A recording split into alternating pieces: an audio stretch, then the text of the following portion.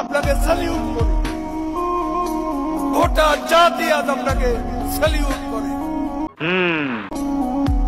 সারা বিশ্বে আজ আপনি হাজারো সেলুট আপনাকে আবু সাইদ ভাই, জাতি আপনাকে সারা জীবনই মনে রাখবে।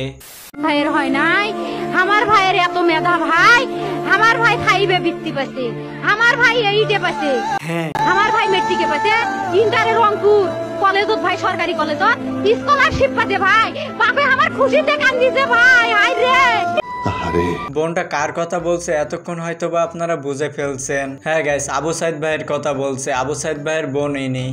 হ্যালো এভরিওয়ান, আজকে ভিডিওটি কোনো অস্থির বাঙালি ভিডিও নয়, বাট তারপরেও আপনাদের সম্পূর্ণ ভিডিওটি দেখার অনুরোধ থাকবে।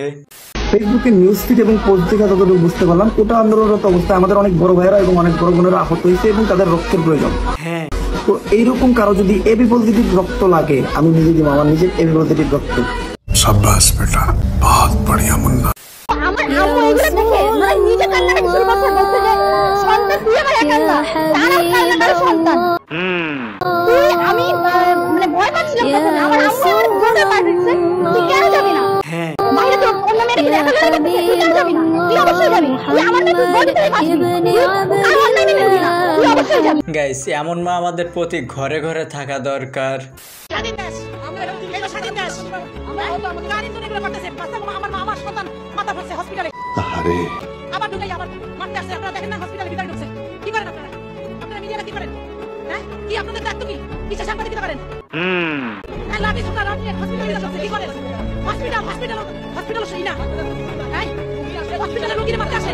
তার কষ্টটা কেউই বুঝবে না, কারণ যার কষ্ট সেই বুঝে। তার সন্তান হসপিটালে, আর তার ভিতরে যে কি চলছে সেটা শুধুমাত্র উনিই জানে।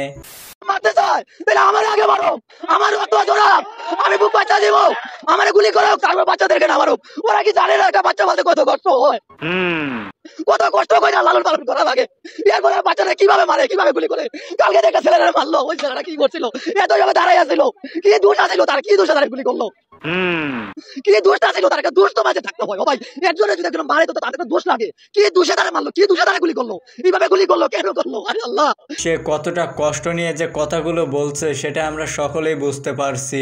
যার সন্তান হারায় সেই শুধু সন্তান হারানোর বেদনা পায়। শিক্ষার্থীদের উপরে শিক্ষার্থীদের কোনো সংগঠন হামলা যেন না করলে আমরা তাদেরকে মন থেকে বয়কট করে চলবো। পুলিশ জনগণের বন্ধু, তাদের উদ্দেশ্যে আহ্বান থাকবে তারা যেন নিরীহ মানুষের উপরে লাঠিচার্জ বা আক্রমণ না করে। মনে রাখবেন, আপনারা আমাদের টাকায় চলেন, আমরা আপনাদের টাকায় চলি না। ফয়সাল ভাই কিন্তু কথাগুলো খারাপ কিছু বলে না, কারণ পুলিশ জনগণের টাকায় চলে, জনগণ পুলিশের টাকায় চলে না।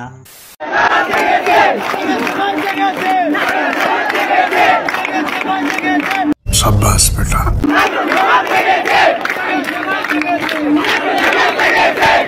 আমাদের কাব্য ভাইকে হয়তো বা অনেকে পছন্দ করে কিংবা অনেকে পছন্দ করে না, কিন্তু বিশ্বাস করেন এটা দেখার পরে তার প্রতি ভালোবাসার জন্য আরো বেশি বেড়ে গেল।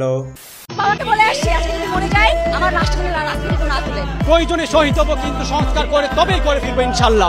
আমরা নারী শিক্ষার্থীরা কেউ ঘরে বসে থাকবো না, সবাই বের হয়ে আসবে, ন্যাশনাল ঢাকা কলেজ বিশ্ববিদ্যালয় এখন ব্যাক হয়ে যাবে। আমরা ঢাবি স্টুডেন্ট কালকে যেভাবে মার খেয়েছি, আমাদের ভাইদের যেভাবে মেরেছে, আমি নিজেও ইনজুরিতে আছি।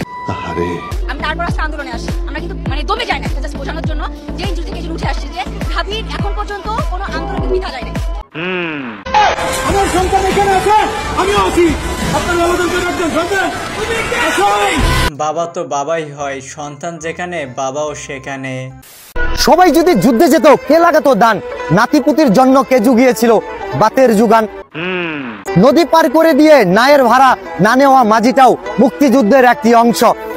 কুটার কারণে মাঝির ছেলের ভবিষ্যৎ হবে কেন ধ্বংস? সেটাই তো। সবাই কোটার পুলিশ, সবাই কোটার পুলিশ, শুধু নিজেদের কথা ভাবি, বিশ্ববিদ্যালয় জানতে পারি। আমি 1952 সালের আন্দোলন দেখি নাই, কিন্তু 2024 সালে কোটা আন্দোলন দেখেছি।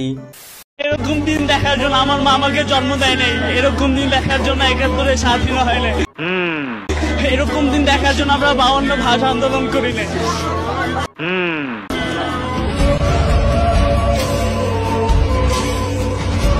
গাইস, তাদের কান্না দেখে সত্যি আমাদের চোখে পানি চলে আসছে। অধিকার আদায়ের জন্য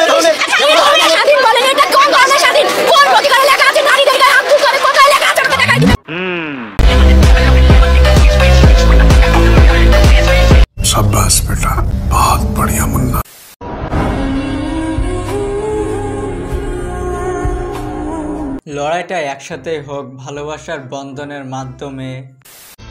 রক্ত দিয়ে শাক ভেজানো, রক্তে হাত বুলাই। হ্যাঁ, আমার ভাই আর বোনের রক্তে রাঙানো 15ই জুলাই। কত আদরে ভালোবেসেছি তোমার ওই মিষ্টি হাসি। গাইস, যতদিন বেঁচে আছে এই 2024 সালটা কখনোই মন থেকে যাবে না।